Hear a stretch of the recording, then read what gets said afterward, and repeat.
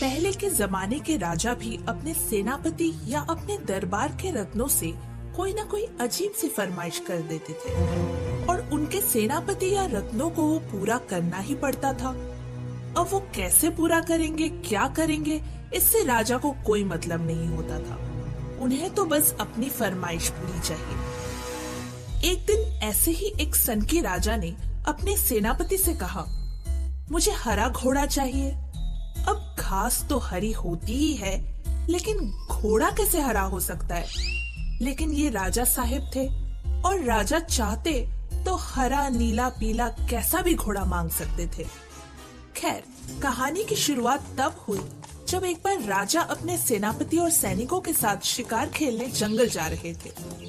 जंगल की हरियाली देखते ही उनका मूड हो गया कि उनके पास भी ऐसा ही हरा हरा घोड़ा होना चाहिए, ताकि हरियाली में वो छुप जाए और उनके शिकार को पता ना चले कि राजा साहब घोड़े पर उसका पीछा कर रहे हैं।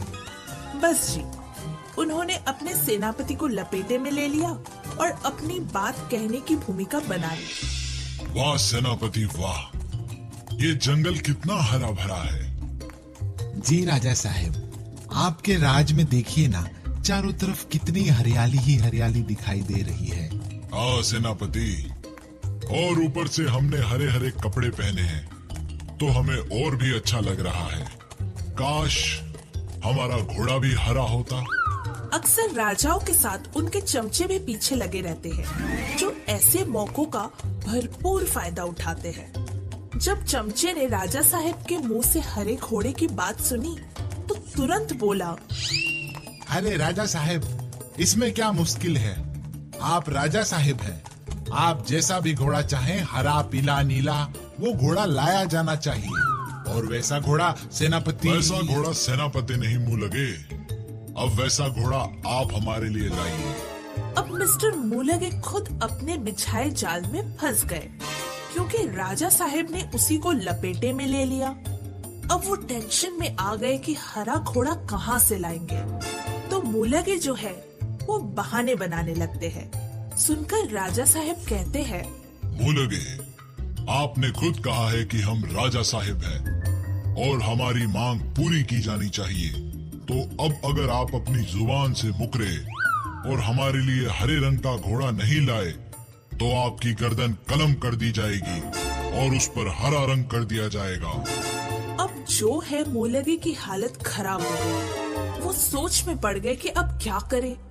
रात में उठ उठ कर बैठने लगे, बीवी से अलग उलझ पड़ते। क्यों बनाई थी सुबह लौकी की सब्जी? मेरा मूड खराब हो गया। उस चक्कर में मैंने बादशाह को कह दिया कि हरा घोड़ा होना चाहिए और बादशाह ने हमें ही काम पर लगा दिया। और जब वो सोने की कोशिश करता है तो राजा साहब उसे उसकी गर्दन काटते हुए दिखाई देते हैं। थक हार कर पहुँच गए मुलगे सेनापति के पास। सेनापति, अब इस मुसीबत से तो हमें आप ही निकाल सकते हो। हम भला आपकी क्या मदद कर सकते हैं मुलगे? आपने तो खुद ही उड़ता तीर। माफ कीजिए, हमारा मतलब आपने ही राजा साहब को कहा था कि उन्हें हरा घोड़ा मिलना चाहिए, तो अब आप ही ला कर दीजिए। वो तो हमने जोश जोश में कह दिया था। अब हमें समझ में नहीं आ रहा है कि हरा घोड़ा कहाँ से लाएं। एक काम करते हैं, किसी पेंटर से कहकर किसी घोड़े पर हरा रंग करवाकर बादशाह को दे दिया जाए। बहुत ही अच्छा उपाय है सेनापति जी, लेकिन जिस दिन राजा साहब घोड़े को नहलाएंगे उस दिन हम नजर नहीं आएंगे। कुछ अच्छा उपाय बताइए। आपके पास कुछ अच्छा उपाय होगा सेनापति जी? आपने तो बड़ी बड़ी पहेलियों को हल कर दिया है, तो अब इस हरे घोड़े वाली पहेली को भी सुलझाइए। एक काम करिए, आप अपना कान हमारे कान के पास लाइए। हाँ? कहीं आप हमारे कान में कानियो मानियो कुर्र करके तो नहीं भाग जाएंगे? कानियो मानियो कुर्र, ये क्या होता है? हम बचपन में किसी के कान में कानियो मानियो कुर्र करके भाग जाते थे। मुंह लगे, हम बचपन में नहीं हैं, जवानी में हैं। और आपकी तो जवानी के गले पर भी तलवार लटकी हुई है और आप ऐसी बहकी बहकी हुई बातें कर रहे हैं। ठीक है, बताइए क्या करना चाहते हैं आप?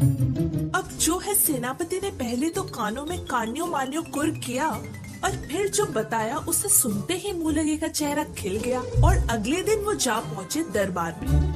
क्या बात है मुलगे जी, ले आए आप हरा घोड़ा?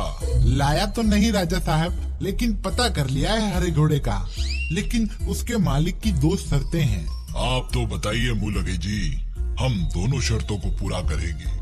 ठीक है, तो पहले शर्त ये है कि क्योंकि वो स्पेशल हरा घोड़ा है तो उसको लेने आपको खुद जाना होगा। बहुत खूब मुलगे जी, और दूसरी शर्त बताइए।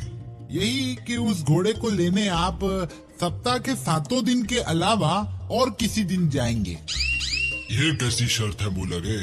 सप्ताह में तो 7 ही दिन होते हैं। जी राजा साहब, लेकिन अब क्या कर सकते हैं, घोड़े के मालिक की यही शर्त है।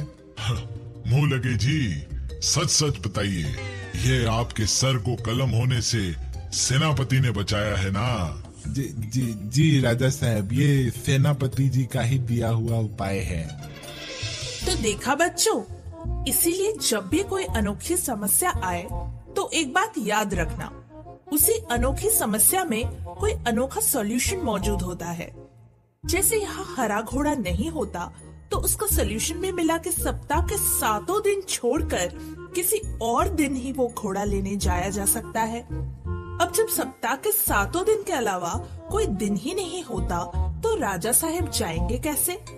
और इस तरह सेनापति ने मुलगे जी की गर्दन कलम होने से बचा।